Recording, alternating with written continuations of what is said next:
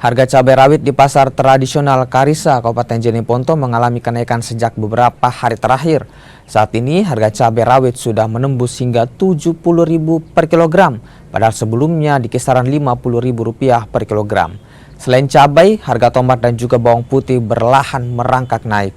Kenaikan harga ini dipicu banyaknya tanaman yang gagal panen akibat kemarau panjang. 70. Dulu berapa? Dulu 60. 60. Nah, apa kira-kira menurut tanah naik harga Lombok, apa penyebabnya? Apakah Kemarau. Tidak ada air. Iya. Berapa lama ini harga 70?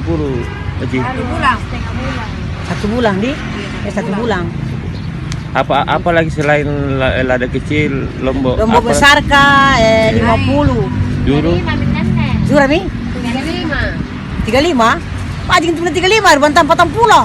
40. 35 dulu. Iya 35 itu, 35 dia apa nih? 35. Dulu naik 40. Nah dulu 25, 20. Sekarang 40. Sekarang 40. Oh, apalagi kolu? 40 aja harga nuna.